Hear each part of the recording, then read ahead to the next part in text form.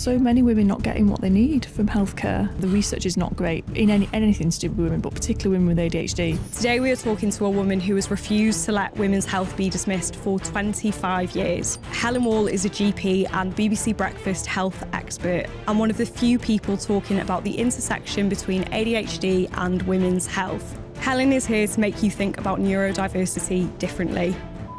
Is number one for perimenopause, menopause management. I get so frustrated that it's not talked about enough. When I first became a GP, the main HRT we were giving was pre-marvin, which is pregnant horse urine. It's all, very much different now. Many women with ADHD are high achievers, perfectionists, but there's always a cost to that. Whether you've had an ADHD diagnosis or you're thinking about it more and more, Helen may have the answer for you. If you are waiting for an ADHD assessment, I would. And before we get into the conversation, if you could do me a favour that literally takes you 2 seconds, hit the subscribe button or leave a 5-star review depending on what platform you're listening on. It really helps us to continue to grow the podcast and bring you guests to help you live a happier, healthier life. Thank you. Dr. Helen, I'm so unbelievably excited for this podcast episode as a girlie with ADHD. Yeah. To talk all about how hormones affect our brain, even in women who don't have ADHD. But first, I would love to talk to you a little bit about what led you to being so interested in this space. You're probably not as excited as me because very rarely do you get to talk about female hormones on the female brain. It is so huge and I get so frustrated that it's not talked about enough. I have always been into women's health. I was actually going to do obs and gynae. I got a place for run-through training. Oh my God. But I was doing my foundation year 2 job and I was heavily pregnant. I was one of those crazy people that got married at medical school. I was heavily pregnant with my daughter, who's now 18. I was just being treated really badly by surgical jobs. And I just said to my husband, I can't do this. I can't have this family and do this world. So I've always tried to weave in women's health throughout my GP career. So I've done my family planning training, my sexual health training, my diploma in obs and gynae, and then my menopause training. So it was that was running in the background. And then I hit what I probably think is a little bit of an early perimenopause. My brain just stopped working. I was 41, I couldn't function. I've got family history of breast cancer. So my mum had breast cancer and died when I was at medical school. So I was having annual mammograms and the GP didn't want to give me HRT. He said, you were too young. He said, you've got a family history of breast cancer. But I literally sat in my lounge and was I can't go to work. I can't function. My brain is just not working. So that started me thinking, something else is going on here. This can't just be perimenopause and menopause. Anyway, I went privately for HRT. And then after that, my daughter started to unravel, her executive function, her emotional regulation. She'd hit puberty at this point. And so all these things are stacking up. And then she got diagnosed with ADHD. And I just thought, this is something's not right here. There's got to be more to hormones and the brain. And yeah, I just went down a rabbit hole. And the end of that rabbit hole was this book kind of thing. So yeah, I've just become really interested in it. And I've seen so many women now and spoken to so many women who've been impacted by hormones on their brain. But worse than that, they've been dismissed, they've been misdiagnosed, they've been fobbed off because we don't talk about it in medicine. It's not taught in medical school. It's not taught in GP training. It's so frustrating. I have been dismissed by a GP and I failed in my A-levels. I had to resit. I did all right academically, but I was always being sent out of class for talking. Okay. I can't believe it. Yeah. Up until I remember I was, because I got the highest GCSEs in my school. And then I just vividly remember one time, a couple of times when I was 18 and I was in year 13. I'm a grown woman at this point, and I was sent out of class on multiple times. And then the head part of the senior leadership team of the school would walk down the corridors and go, "Faye, what are you doing outside?" And I was like, I got sent out. So I just was constantly getting in trouble. I was in internal exclusion a couple of times. I was always getting in trouble. I had a really difficult relationship with my mum. Puberty just absolutely mentally was a whirlwind. I got my first speeding ticket 2 weeks after I passed my driver's test, and then got my next speeding ticket couple of months after. Like I am late to everything. I see my bedroom floor about twice a year.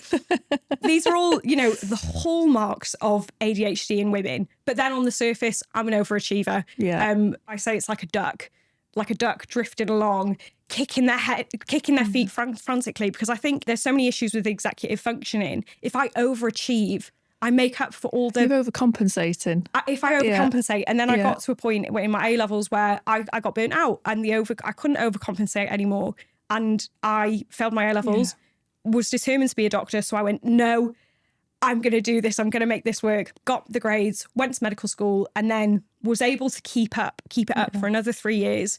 And then suddenly I started to feel burnt out again because I was overcompensating. At the time, I think ADHD was becoming a lot more, you know, what everyone says, oh, everyone's got ADHD now. Or maybe it's a lot of women who previously weren't recognised and now becoming more educated, absolutely. you know? So that was becoming more of a conversation. We had some lectures about it in medical school, and I was putting 2 and 2 together going, oh, maybe this explains why I feel like I'm working quite hard to keep up, or it explains these symptoms. And then went to my GP, and I said, I can't focus. I'm really struggling. And the first thing he said was, you're in medical school. You can't have ADHD. I knew you were going to say that. Honestly, I've heard it so many times. Yeah. Like, I actually had a GP colleague say to me, they can't have ADHD because they've been to university. And then I get women message me all the time on social media saying things like, my GP said, well, I've never been in trouble with the police. I've never had alcohol or drug addiction, so I can't have ADHD. Like, it's just absolute rubbish. Like, many women with ADHD are high achievers, perfectionists, like flying high, to all intents and purposes, smashing life. But there's always a cost to that. There's always a cost. And the cost is either burnout or relationships, or, you know, something else has got to give, because we're not superhuman. What you're doing really, really, really resonates with me. And I think it's extremely important as well, doing it in educating other healthcare professionals. Yeah, I mean, that was the wild card from this, really. I mean, when I wrote the book, it was very much for the women who are in that space where they're being dismissed, they're being misdiagnosed, they're being fobbed off, they don't know where to turn.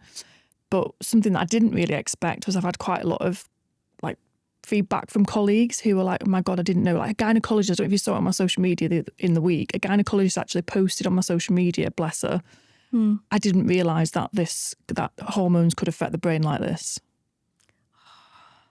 Like, that was like a whoa moment for me. Yeah. Because it's just huge. I've got some quick fire statistics to run through with you. But before I come on to that, just a quick tangent. It's really interesting that you mentioned you wanted to do obs and gynae, because that's in the place that I'm in right now.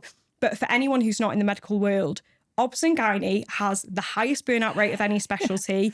It is brutal. Yes. Brutal. One of the reasons that women's health is struggling is because obs and gynae is, when you look at the burnout rates, the most difficult specialty for people to succeed in. Out of every single rotation I had, obs and gynae the consultants were the most sad about their lives. They were so burnt out. They had completely lost their passion.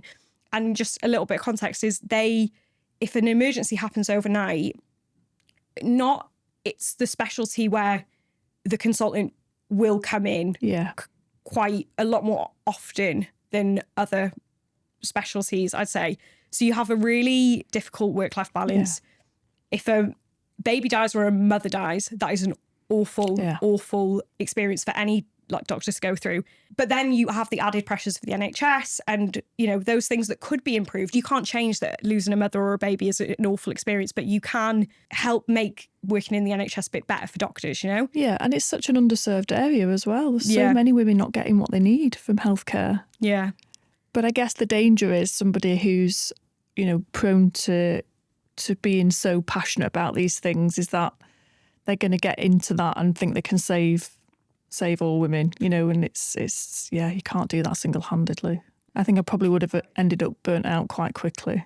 Yeah. And I think that's probably where I'm at the moment, where I'm thinking, Faye, you're waiting to push yourself down Such a shame, though, because when you're so passionate about it, it's the system that's wrong, I think. It's the system that needs to change so that passionate people can be in that field and succeed and change things for the better. Yeah, yeah. coming on to changing the system. Yeah. Well, so I've got some quick fire statistics Okay, for go you. on. So women are diagnosed with ADHD on an average 4 years later than men. Why do you think this is the case? I'll be honest, I would have thought it was a lot longer than 4 years. I thought so as well, actually. I've looked at the study attached. It is 4 to 5 years. Is it? But I think that's a way underestimated. Absolutely. Yeah. Like, I feel like from the women, I've got about 260,000 followers now across social media. 96% of them are women. A lot of them have got ADHD. I cannot believe they're only being diagnosed 4 or 5 years later than the men, because most of them are getting to midlife and not realising that this is why they've struggled. Many of them get found when they have children, or, particularly teenage children who are undergoing assessments. That's when they have that light bulb moment. Yeah. I mean, I think it's multifactorial why the symptoms, the diagnostic criteria and the medical education is all tailored towards boys. It's very much even the name, attention deficit hyperactivity disorder. Yeah. It doesn't describe on the tin what most women and girls present with. I mean, obviously this is a generalisation, and you get boys that present with inattention, loss of focus, etc. But you get women who have hyperactivity and impulsivity, and there's a crossover, there's a combined form.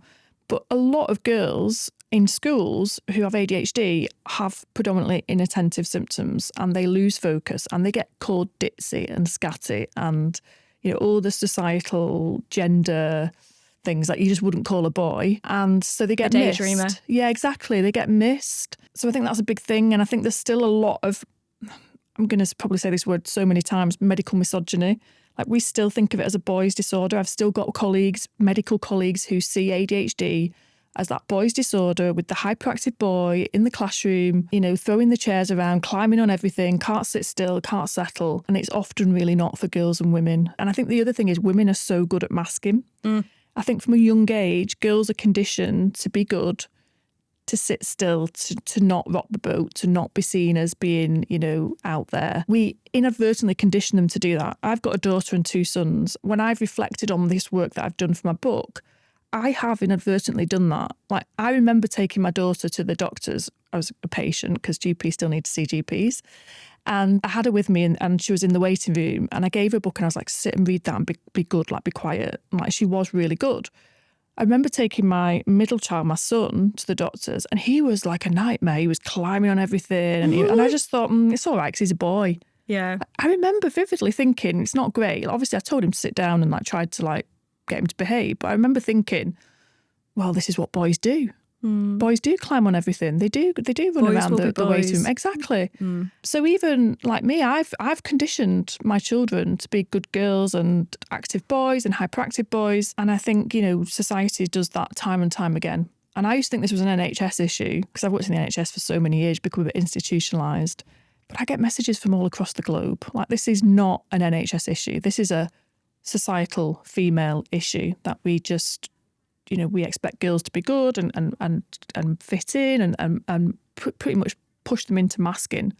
And it's only when they get to later life that, when things become too much, whether that's people, piling the pressure on because we carry a lot of mental load as women, whether it's hormones, whether it's sort of juggling lots of balls in the air, and we can't do that anymore, then often women unmask, and then things come to the fore. To go off on a little bit of a tangent, with endometriosis, the delay for diagnosis is actually quite similar around the world, Yes. So it's interesting that you find that as well with ADHD. Yeah, it definitely. Is a medical misogyny, medical training, medical research. Yeah, I can't even blame the NHS anymore. It's just like a societal thing. Yeah, and do you know what? Like, when we're up against hundreds of years where women were not included in research, women couldn't even be doctors. Yeah. It obviously makes sense. Women weren't in those rooms to speak, to advocate. Well, they couldn't even get a needs. mortgage, could they? Like, without their father or their husband's approval, so not that long ago. It's really not that long ago, Yeah, and I think we forget that sometimes. We're further along than we were, but we're not that far along. I know. Absolutely. You've done some phenomenal posts explaining how hormonal fluctuations, how progesterone and estrogen impacts the brain. And I cannot wait to dive into that with you. But first, we've got a section of the podcast called Bio Bye Bye. Okay. And I'm going to show you something, and I would like to know whether you would say bye or bye-bye to this as in goodbye. Okay. And the only rule is we love a little bit of nuance. On social media, we often don't get enough nuance. So feel free to give balance. We do love balance. Yes. Okay. Starting with magnesium glycinate. Okay. Yeah. I think this is a cautious bye. Okay. So I think for some people it can help. We know that it can help with sleep. For some people it can help with like nervous system regulation, and some people get good benefit from it. I don't think it's going to like solve all your problems. Like, I think you've just got to take it with a bit of like caveat that it might help, it might not, but it's not going to solve like all your perimenopausal, menopausal ADHD issues. So yeah, it's a cautious bye for me, that one. Nice. ADHD meds. Okay, well, yeah, again, I think it's very individual. One of the criticisms I got about my book was that, you know, you're just trying to get all these women diagnosed and on medication, and absolutely not. I think ADHD meds can be life-changing for some people, male or female. They're definitely the number one thing that's recommended in all the evidence and the studies to help ADHD, but not everybody wants to be medicated, and not everybody can take the medication. And I think there's plenty of other things you can do to support with that as well. So yeah, I think if you're suitable for them and you're keen to try them, then buy. If you don't feel pressured into it, I think, because it's not for everyone. The criticism around ADHD meds is really, really interesting. The example that I will give is people with ADHD are known to have a higher rate of like death by traffic accidents. I'm away with the fairies, and I am a much safer driver. Yeah. When I am on my ADHD and I can see meds. that. My daughter's medicated. I can definitely see the safety of it. So I think there's definitely safety aspects. And they say it about all sorts of things. If you've got really bad ADHD and it sort of starts to affect your mental health, getting on some medication can help that. So I think there's lots of pros and cons to it. I just think it's like anything. It's got to be an individual decision for you, like weighing up your pros and cons, like what you like without it, what you like with it. Yeah, it's an individual. It can often be seen as, I don't know, it's got this really big stigma attached to it. Yeah. I don't take them every day.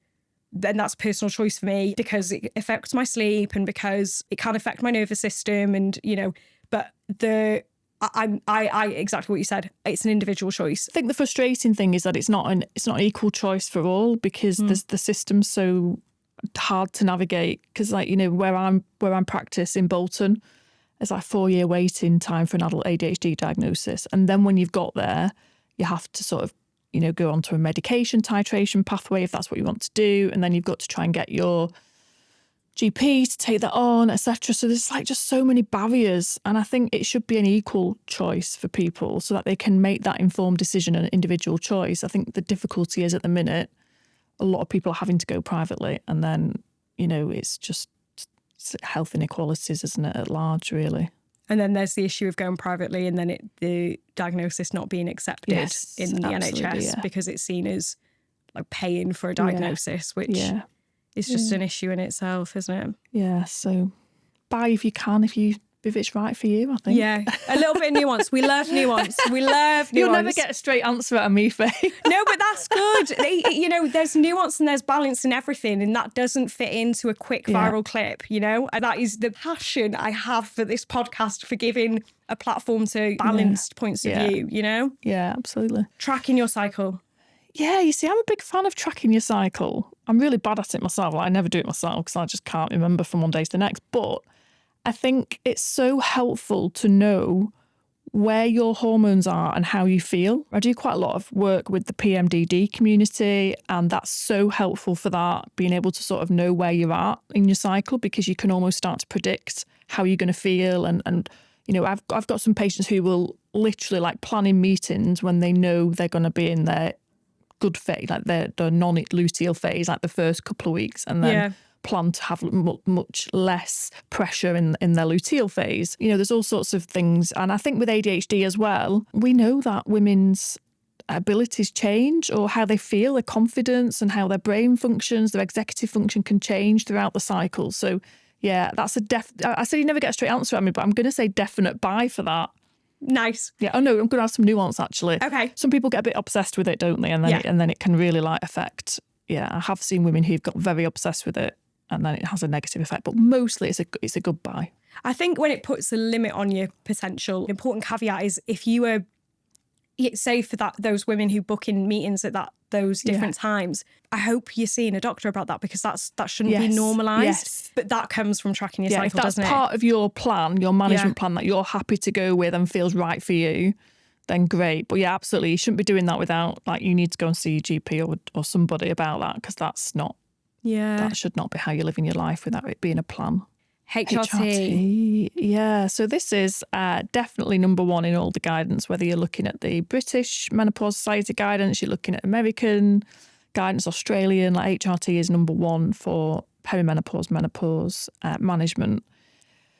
But again, it's nothing, there is nothing that's right for every woman. Like, you know, some women can't have HRT, some women can have it but don't want to have it. They don't want to, you know, I saw a woman the other week who's sort of been on contraception for 30 odd years of her life, and she was like, I just can't. I'm so glad that I don't need any hormones anymore. I refuse to go on to HRT now as the next chapter. And, you know, and I think that's reasonable. That's her decision. But I think for me, it's about women having that informed information. There's a lot of myths about HRT that stop a lot of women having it. There's a lot of myths amongst medical colleagues that stop women accessing HRT, and that's the bit that drives me nuts. Something I find really interesting is how we're seeing a rise in people taking HRT, but we're seeing a drop in people taking birth control. Yeah. And I've heard that one of the main reasons is the natural hormones that are used in HRT in comparison to the synthetic hormones. What are the biggest myths that you hear when it comes to HRT? Oh gosh, I get lots of these sent on my social media. I get lots of inboxes about this. So I get a lot of, you can't have HRT until your periods have completely stopped. That's just like total rubbish. You can't have HRT if you've got a family history of breast cancer.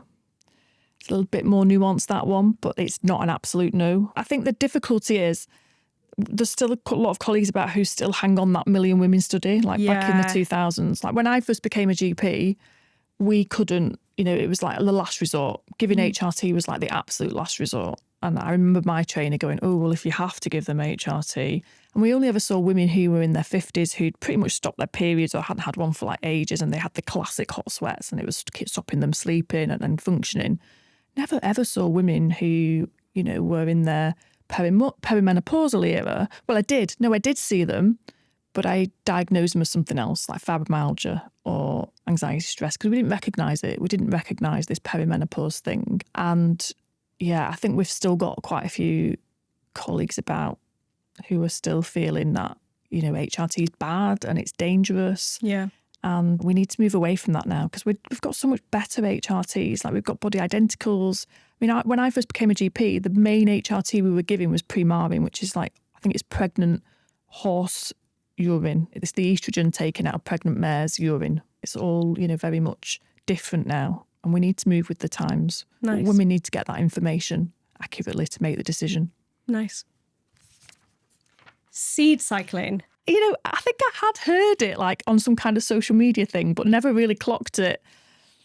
It just looks like absolute rubbish to me. Like, I don't think there's any evidence for it. And obviously the evidence, you know, absence of evidence is not evidence of absence. I say that all the time about loads of things because we haven't got a lot of evidence for a lot of the things affecting women. But yeah, I think seeds are good for you, aren't they? Like there's lots of nutrition in them. Yeah. But I certainly wouldn't be like, eat them if you like them and you want the nutrition from them, but I wouldn't be like balancing your hormones with it. I don't think there's any evidence for that whatsoever. We've already got enough to be worrying about before we go, who can be bothered doing that? Like who can actually be bothered? Yeah. Cycling. Yeah. Like if you eat sunflower seeds every day of your cycle, that will only do you good. There's got to be something good can come out of that, hasn't there? Yeah, if you eat it in the wrong phase according to seed cycling, and I say wrong with like quotation marks for anyone who's listening, but you're not going to negate the health benefits of having seeds, you know? Eat your seeds, but yeah, just eat them at any time, I think, is the key. So I'm going to say bye-bye to that one. Bye-bye. Nice. Okay, so your book is about menopause and ADHD, but there's a broader conversation around hormonal fluctuations and the effect on the brain. So could you possibly give me a whistle-stop tour of what happens when different hormones rise and lower at different points in a woman's reproductive life. The key thing is probably estrogen. So we know that women's estrogen rises and falls. It rises in pregnancy, it falls soon after pregnancy, so in the postpartum period. It fluctuates wildly in perimenopause and then starts to reduce and sort of get quite low in menopause. And the key thing about estrogen is it has such a positive impact on all our chemical brain messengers, so our neurotransmitters. So things like dopamine, noradrenaline, it impacts those things, which I don't think we talk about enough. And if you have ADHD, you already have a difference in the signalling of your chemical brain messengers. And historically, I think we've said, people with ADHD don't have enough dopamine, they're chasing dopamine, and that's very simplistic, actually. It's not necessarily the absolute quantity of these chemical messengers, but it's the way that they signal or the way that the receptors in the brain receive them and then can act with those chemical messengers. We already know that people with ADHD have altered function in those signalling pathways, which are really important, not just for our executive function, but so by executive function, I mean thinking, processing, planning, changing from task to task, etc. But also for our emotional regulation, particularly as women, that's a key one for us.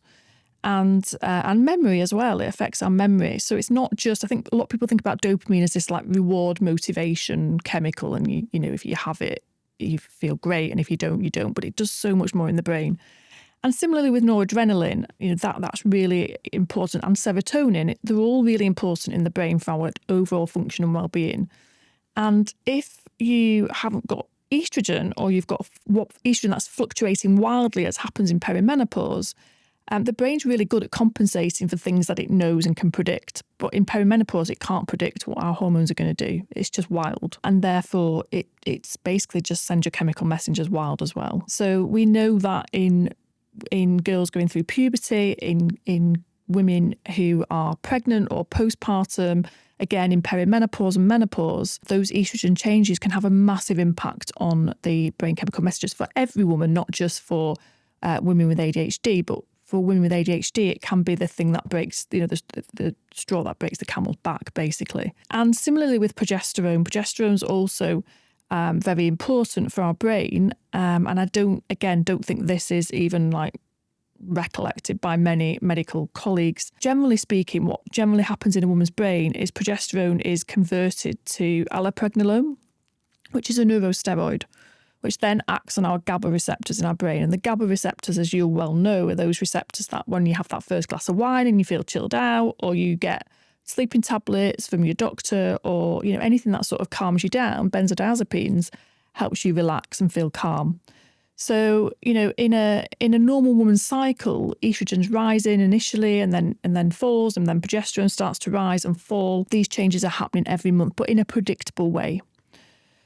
So, progesterone also has that calming effect in most women. And there is a few studies about this, but the studies are really sparse. The research is not great in anything to do with women, but particularly women with ADHD. We think that neurodivergent women often have a paradoxical effect to progesterone. So rather than them get that calming, anxiety relieving effect, which some women feel, that thing before your period where you feel a bit sluggish and a bit groggy, that might be the progesterone rising, and then it drops off and falls and you bleed. In neurodivergent women, we think that more often they have a paradoxical response. So rather than getting calm and, anxiety relieving, they get quite agitated and irritable. And this also happens in women with PMDD, and there's a huge crossover between PMDD and ADHD.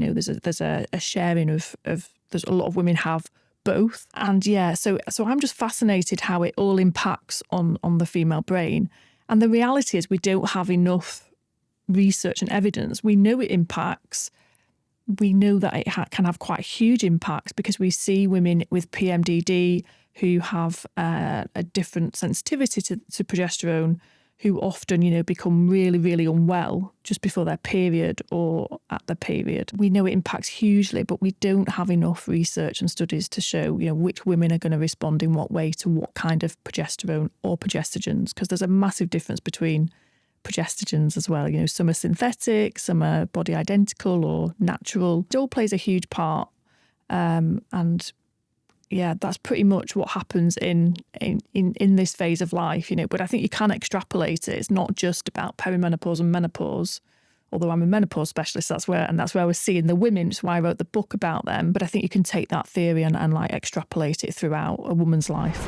Guys, would you believe me if I told you this CeraVe Sun absorbs in 1 second? I don't know about you, but the thing that always used to put me off applying sun cream to my body was how long it would take. Every time I thought about it, I am instantly transported back to being a kid on holiday, waiting for what felt like hours to jump in the pool while my mum kept saying, you have to wait for your sun cream to absorb. I don't have the time for that, but I still of course, want to protect my skin. So I've been trying it for the past month because I wanted to try the 1 second claim, and it works. It's formulated with 3 essential ceramides, and it helps you to retain moisture and protect the skin's natural barrier alongside the broad spectrum SPF 50 protection. The formulas are super silky and hydrating and take me just a couple of minutes to cover my entire body. I would love to hear a little bit more from you about the differences between bioidenticals and synthetic hormones, because there seems to be a rise in the conversation around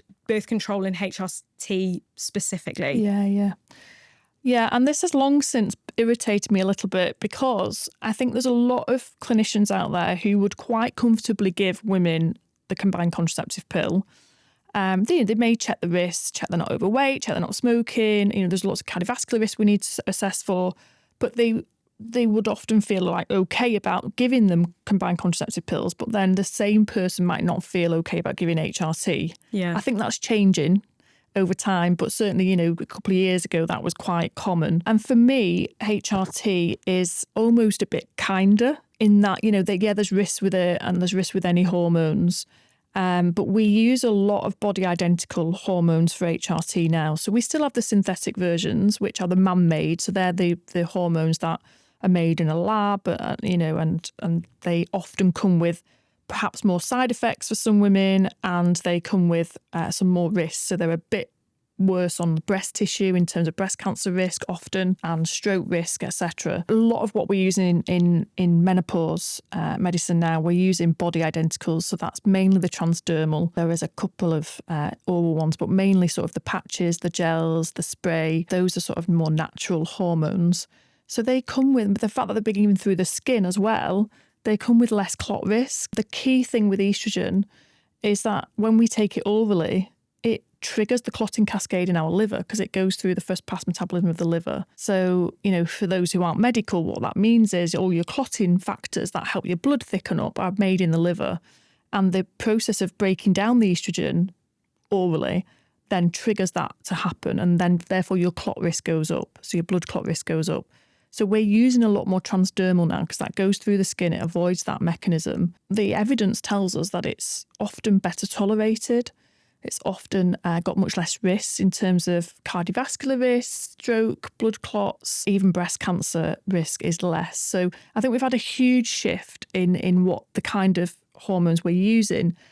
I think the flip side of that is that we're now getting women who are not wanting oral contraceptives or birth control because there's been so much hype around the fact that we've got all these natural HRT and they're a bit safer and a bit kinder, that younger women, probably quite rightly, are saying, well, I don't want synthetics. If we can have natural hormones, why can't we have natural hormones? And I think that's going to be the next big thing that sort of lands now. I think there's a lot on social media being taught. Women are finding out information for themselves. The conversation around hormonal birth control, I think, is really, really, really interesting and not nuanced enough on social media, because I'm pro birth control in the sense that I think for women who it is right for. However, I'm someone who hasn't taken hormonal birth control for the past 4 years. Yeah. There's some emerging data on some birth control's impact on women with ADHD and how that might be different. And that's only just coming out now. ADHD, autism, neurodivergence. I really struggled with a lot of birth control. Yeah. And I definitely got birth control fatigue, which is a term that I heard from an obs-and-gynae doctor recently, where she said so many women get given probably quite a cheap, older birth control by their GP. Maybe they've got endometriosis or PMOS, and they're given this birth control wrongly as a substitute for a referral to a specialist, and they're often given an older generation that's maybe cheaper. They then have quite bad side effects. They come back, they have another one, they still have bad side effects and they still haven't been referred to the specialist. They come back, they get another one. And by the time they get to the specialist or they're admitted into hospital, maybe they've got endometriosis and they're admitted because they're losing so much blood and they need an infusion or whatever. And the specialist says, oh, well, actually for endometriosis or actually for PMOS, you shouldn't have been given that contraception. That's not the best one to treat your condition. I would like you to try this birth control pill and we're going to give you a scan and we're going to investigate it properly. And these women are going... They don't trust the system anymore. They don't. You try a birth control pill from when I was, 16.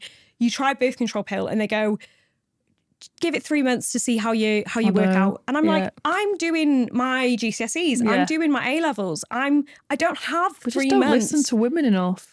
I don't have 3 months to just see how it goes, And women just get sick of it. I completely understand the anti-birth control rhetoric. But I also...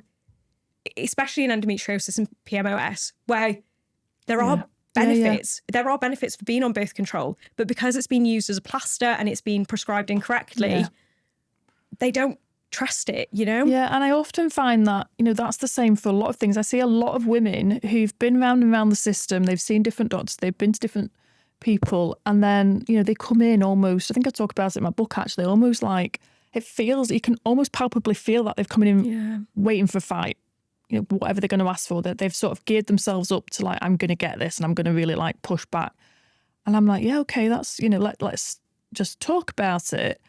And they're almost like, oh, okay, I'm not going to get a fight. She's actually just going to listen to me. And it sounds like I'm dissing there's loads of great medics and doctors and colleagues that do this as well. Like I'm not a sole like warrior here. Yeah. But a lot of women have been fobbed off, dismissed, misdiagnosed, just not listened to, not their real lived experiences have not been validated, that, we're almost on a back foot when we see some of these women. And women are on a back foot because there are things that could help them, but they've lost faith, they've lost trust, and they don't want to go there. Yeah. And it's so sad. It is so sad. And you're so right. I've had it with patients where you feel that energy when they come in and you're like, I promise I'm one of the good ones. I promise I am. You're trying to build that rapport with them. And then when you do get it and they can relax and... You can see the whole body language change and like shift, and you just think,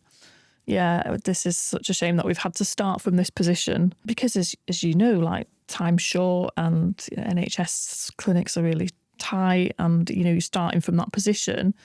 I just run late. That's just my MO. Like I just run late the whole time. Like my patients know, you bring a book, you go on your phone, whatever. When you get to me, I'm going to give you the time you need.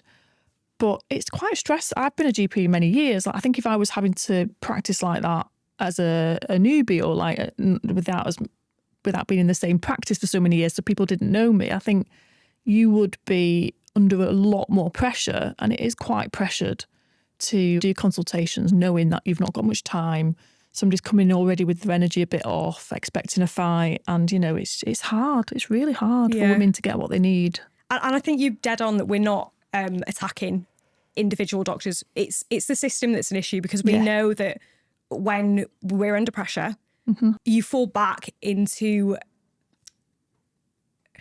prejudices. You fall back into prejudices. And when there are prejudices against women that are ingrained in the medical curriculum that we're taught, they're ingrained in the medical system.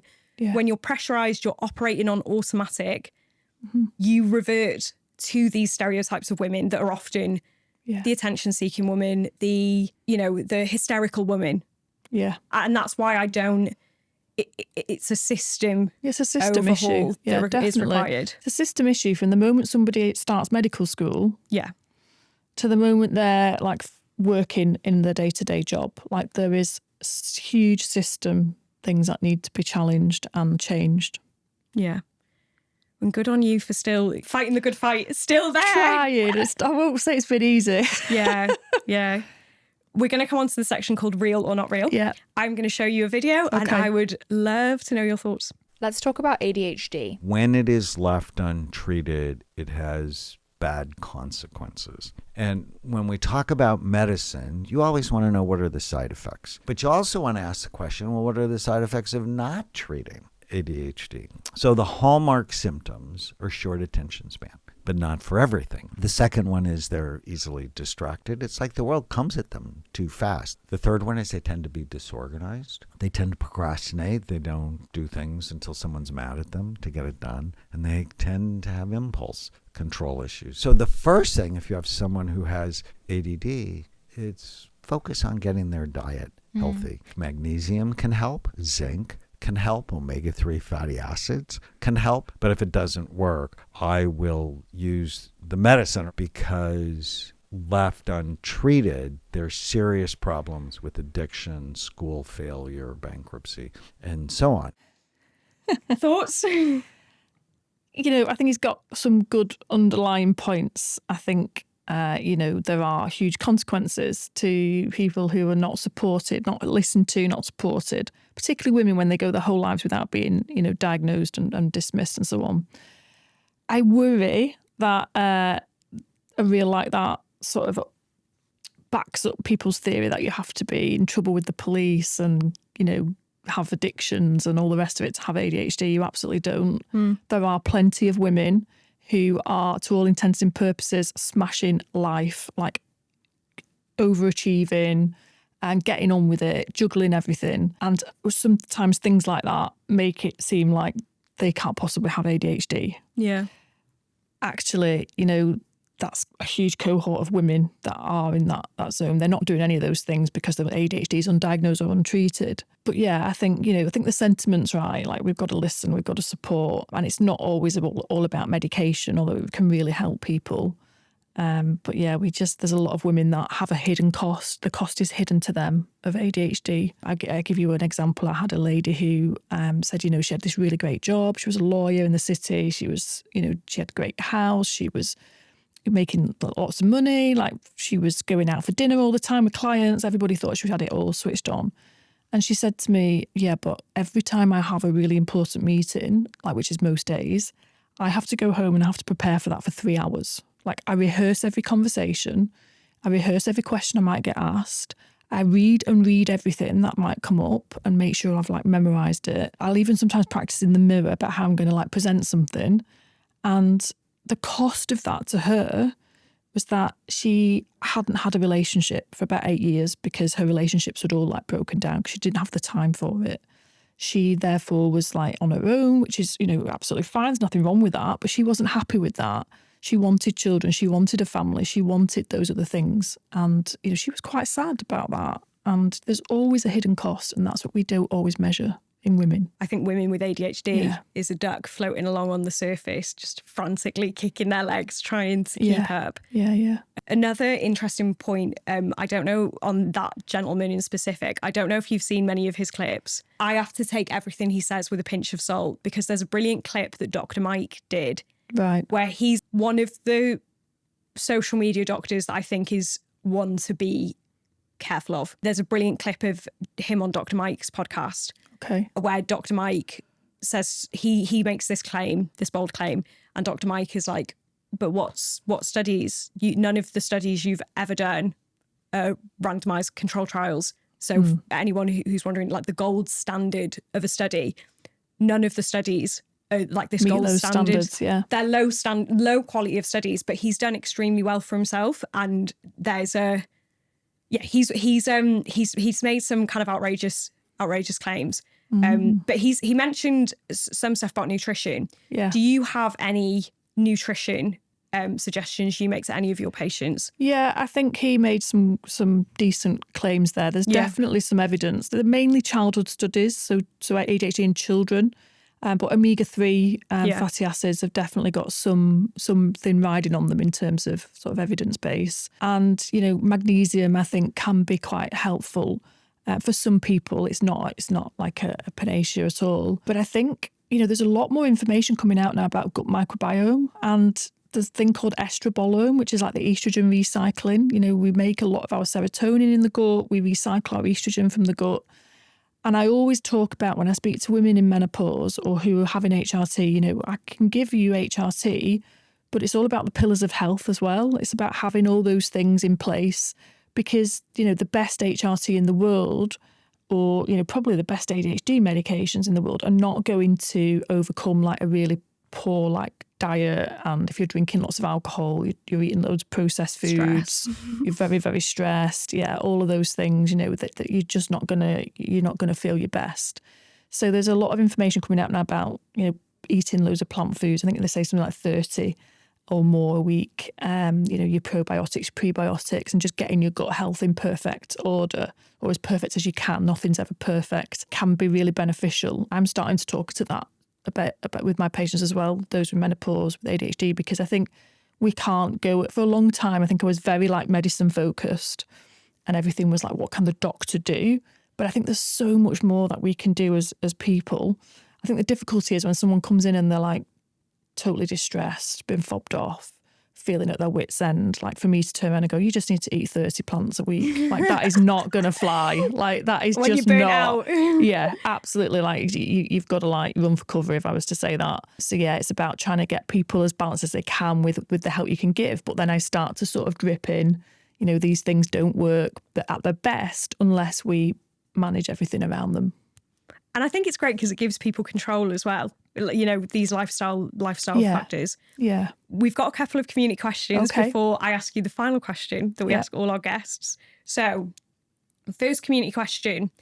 Any advice for late diagnosed or untreated ADHD? This is a question I get all the time because where the waiting lists are so long, I found when I was waiting, I realised, okay, I do think I've got ADHD. Waiting for that diagnosis felt like a lifetime. Any tips? Yeah, I think most of the women I come across who think they've got ADHD have ADHD. As women, we are usually very switched on at finding out information for ourselves, doing all the right things to assess and we have that gut feeling, don't we? And I think if you are waiting for an ADHD assessment and you're pretty sure that's what's going on, I would do what I discuss in my book as sort of self-identify. So you can still go and seek resources. You can still go to support groups. There's some great support groups. I've just become a trustee of one of them, ADHD AF, and they're up and down the country, and they will actively, they advertise on their banners. You don't have to have a formal diagnosis to be supported. Women just turning up, sharing stories, sharing support mechanisms. I also talk a lot in my book about sort of the strategies that you can use to things that you'll have heard of, like body doubling and buddying up and things like that. I mean, it's all a bit cliche, but I think, women often wait until they've been diagnosed. They put their life on hold. We don't feel validated. So we sort of go, well, I don't want to overthink it and I don't want to pretend I'm ADHD. I've actually had women say to me, I feel like a fraud because I haven't actually got an ADHD diagnosis. Just go and access the support groups, access the resources, access the strategies, the toolkit tips. Because so what if you end up not getting an ADHD diagnosis? If they help you, then what's to lose? We know the waiting list is so awful. We know that it's so easy to be dismissed. Yeah. Empower people. What are we waiting for? We're waiting for women to sort of lie on their backs and waiting for a diagnosis. Yeah. Final community question. How do I stop feeling guilty for talking about ADHD where there's so much stigma around everyone has ADHD? No, don't feel guilty. Like, everybody does not have ADHD. On the back of, I think it was Wes Streeting that said this. I might be wrong. I think it was Wes Streeting. Somebody in government said everybody's got ADHD and we need to do something about it. Yeah. There was an audit done. I think it was 9,000 GP records were audited. Yeah. And the diagnosis rate of ADHD in people's records was something, I can't remember exactly, it was something like 0.25%. Yeah. And we think between 1 in 5 and 1 in 7 of people are neurodivergent. So we are underdiagnosing ADHD. Just because we're giving women a voice, we're raising the ante in terms of, awareness and insight, and we're giving women a voice to try and make sense of the struggles that they've had very often for all their lives, does not mean we're overdiagnosing it. It means we're finally seeing things that have been not seen for years and years. And that means we've got a backlog. And people don't like that. They don't like the fact that all these women are now coming to the fore because it creates havoc. And I've had that criticism about my book. Like, a psychiatrist said to me, like, do you realise what you're doing? Like, the system is already bending with the number of referrals we've got, like bowing out, like you can't add to it. I was like, what about the people? Yeah, the I'm going to bending add of to the it people. because I'm sick of seeing women who can't function who feel like, and I am damned if I'm going to let my daughter get to menopause, perimenopause, and still be in that position. Like, I'm not having it. Throughout my daughter's life, my mum died at medical school, sadly, and my dad and all of us used to say, oh, she's so much like your mum. She's just like your mum. Like, it was almost like, this is a genetic thing. It's like your mum. Yes, she was like my mum. She is like my mum, because I think my mum had undiagnosed ADHD. Yeah. And all the trials and tribulations that come with that. And, you know, it just, nobody would even have, like, that didn't enter anyone's head. And I'm not going to sit back and just let that happen, like, continuously on repeat, because when you've seen it, you can't unsee it. It cracks me up every time that we're having the conversation around overdiagnosis of ADHD. Yeah. As soon as there's more recognition for women, you cannot tell me that is a coincidence. You cannot tell me for a second that is a coincidence. I know. People don't like it, but so what? No. I don't like the situation we're in, and women are just being, like, left. Yeah. So. Yeah. You've been absolutely phenomenal. We will leave all the links for your book, where to find you on social media, everything in the description. But before you go, we have one last question that we ask all the guests. Dr. Helen, what do you wish every woman knew by the time she was 25?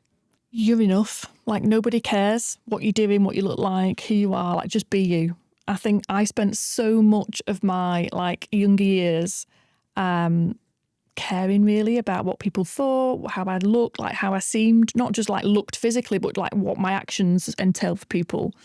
And then you hit perimenopause and you're like, I don't give a stuff. Like, just, I wish I'd known that at 25. Like, just be you and just enjoy it, because life's so short. I love that. Thank you so much. It's been an absolute pleasure. Thank you so much for having me.